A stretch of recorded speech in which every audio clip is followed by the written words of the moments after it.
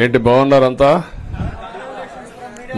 మీకు ఫ్రీడమ్ వచ్చింది, ముందు స్వాతంత్రం మీకు వచ్చింది, మాకు కాదు. మీ తర్వాత ప్రజలకి.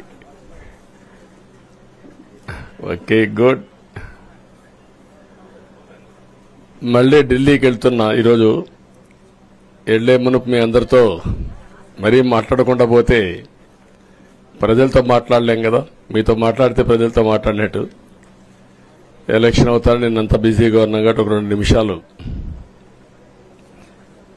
మీకు చెప్పి తద్వారా ప్రజలకు చెప్పేద్దామన్న ఉద్దేశంతో ఈ కార్యక్రమానికి శ్రీకారం చుట్టాను. ముందు మీడియాకి, అదే మరి రాష్ట్ర ప్రజలందరికీ ధన్యవాదాలు. శిరస్సు వంచి నమస్కారాలు తెలియజేస్తున్నా. ఎందుకంటే నా సుదీర్ఘమైన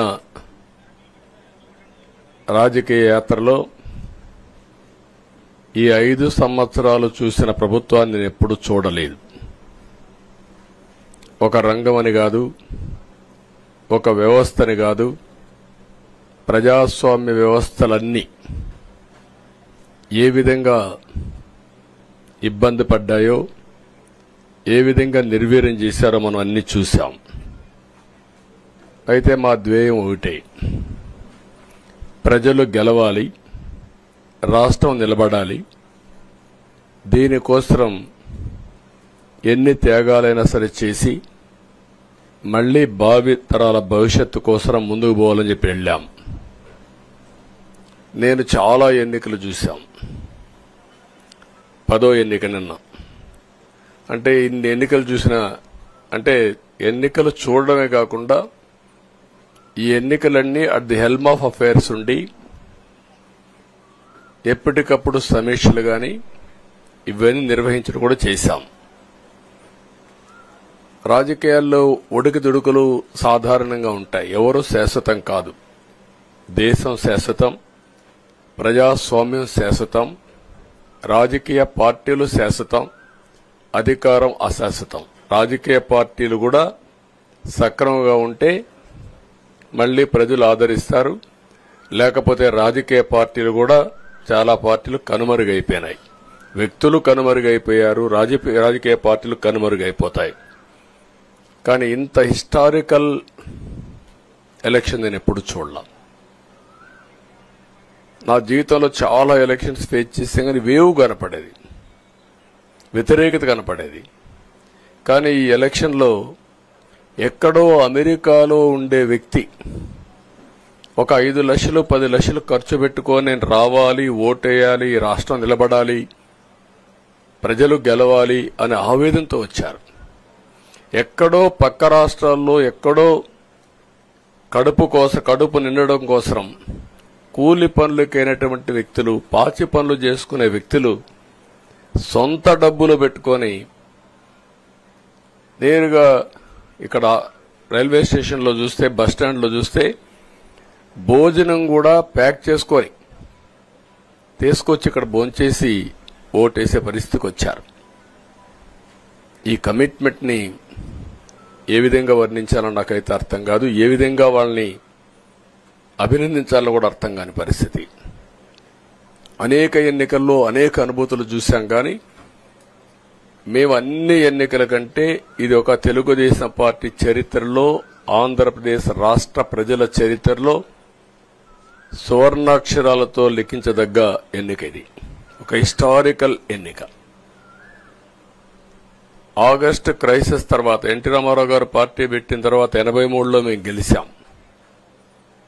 అప్పుడు 200 సీట్లు వచ్చాయి. కొత్తగా పార్టీ పెడతానే ఎన్నికలకు వెళ్లి 9 నెలలు అధికారంలోకి వస్తే 200 సీట్లు వచ్చాయి. 94లో మీరు ఒక్కసారి చూస్తే ప్రజా వ్యతిరేకం వల్ల 3 ముఖ్యమంత్రులు మారడం వల్ల ఆ రోజు మీరు ఎన్నికలు చూస్తే దగ్గర అపోజిషన్ పార్టీకి రిక్వైర్డ్ నెంబర్, అంటే అపోజిషన్ లీడర్గా వచ్చే స్టేటస్ రాకుండా వచ్చాయి. అవన్నిటిని వర్పించే విధంగా ఈసారి ఊహించని విధంగా వచ్చింది. అంటే దానికి కారణాలు నేను ఎక్కువ చెప్పక్కర్లేదు. అనుభవించిన ప్రజలకి అర్థమవుతుంది. ఎప్పుడైనా సరే ప్రజాస్వామ్యంలో ప్రాథమిక హక్కు మాట్లాడే స్వేచ్ఛ. ఆ స్వేచ్ఛనే కోల్పోవాల్సి వచ్చింది. అదే కాదు, బ్రతికే స్వేచ్ఛ, ఆస్తులు పెట్టుకునే స్వేచ్ఛ, ఇవన్నీ కోల్పోయే పరిస్థితి వచ్చింది.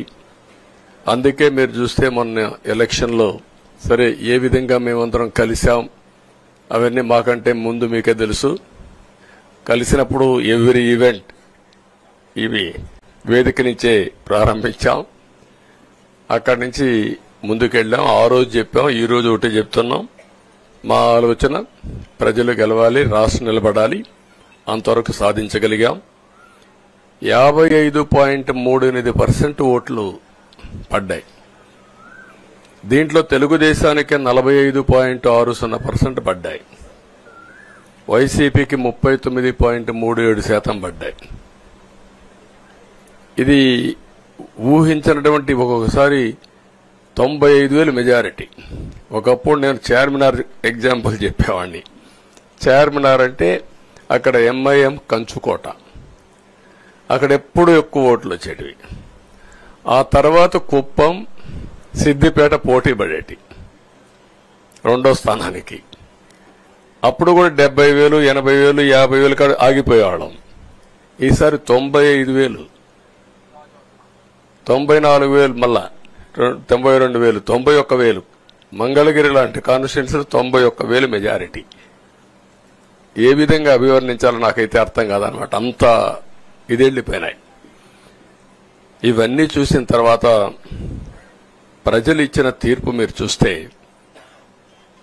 అహంకారం, నియంతృత్వం, విచ్చలవిడితనం, ఏదంటే అది చేస్తాననుకుంటే ప్రజలు క్షమించే పరిస్థితులు లేరు. అదే ఈరోజు నిరూపించే పరిస్థితికి వచ్చారు. ఒక మాటలో చెప్పాలంటే ఈసారి వీళ్ళు చేసింది గుణపాఠం పాలకులకు కాదు, అవినీతి అహంకారంతో ముందుకు పోయే ఎలాంటి ధ్వంసకారులకైనా ఇదే జరుగుతుందని నిరూపించారు ప్రజలు. దానికి మనస్ఫూర్తిగా అభినందిస్తున్నా. అదే సమయంలో 5 సంవత్సరాలు మా కార్యకర్తలు పడిన ఇబ్బందులు, చాలా మంది స్లీప్లెస్ నైట్స్, కంటి నిండా నిద్రపోని పరిస్థితి. అక్కడి నుంచి నేను చూస్తే చాలా కడాన మనిషిని హింస పెడుతూ, నువ్వు ప్రాణంతో బతకాలంటే జై జగన్ అనమంటే జై తెలుగుదేశం, జై చంద్రబాబుని ప్రాణాలు వదిలిన సందర్భం చంద్రయ్య. ఇది తలుచుకుంటే ఆ కమిట్మెంటే, ఆ త్యాగాల ఫలితమే ఈరోజు ప్రజాస్వామ్యాన్ని కాపాడుకోగలిగాం. ఒక్క మా కార్యకర్తలకే కాదు, మీడియా 5 ఏళ్లు మీరు పడిన ఇబ్బందులు, మీరు కోర్టుల చుట్టూరు తిరిగిన ఇది, మిమ్మల్ని సిబిసిఐడి ఆఫీసులో పెట్టి వేధించిన విధానం, అవి తలుచుకుంటే ప్రజాస్వామ్యమే సిగ్గుతో తలంచుకోవాలి. అలాంటి సంఘటనలు జరిగాయి. మేనేజ్మెంట్ని ఒకరినని కాదు, ఎవరినైనా పట్టుకురావచ్చు, ఏదైనా చేయొచ్చు అనే ధీమా వచ్చేసి ఇష్టానుసారంగా ప్రవర్తించే పరిస్థితికి వచ్చారు. అదే సమయంలో ప్రజల మీద, మా పార్టీ మీద సరే, ఈవెన్ జనసేన, పవన్ కళ్యాణ్, ఆయనకు కూడా స్వేచ్ఛ లేదు. ఎక్కడైనా సరే విశాఖపట్నానికి వెళితే ఉన్న పళంగా విశాఖపట్నం నుంచి వెకేట్ చేయాలని తిరిగి, అంటే నగర బహిష్కరణ, ఒక నాయకుడిని నగర బహిష్కరణ చేస్తే కారణం చెప్పకుండా ఇంకా వేరే వాళ్ళ కథ ఏముంటుందో మనం ఆలోచించుకోవాల్సిన అవసరం ఉంది. కేసులు పెడితే ఎందుకు పెట్టావు కేసు అని అడిగితే దానికి సమాధానం చెప్పకుండా ముందు నిన్ను అరెస్ట్ చేస్తున్నాం, తర్వాత కేసు డీటెయిల్స్ ఇస్తా ఉంటారు. ఇలాంటి చాలా జరిగాయి.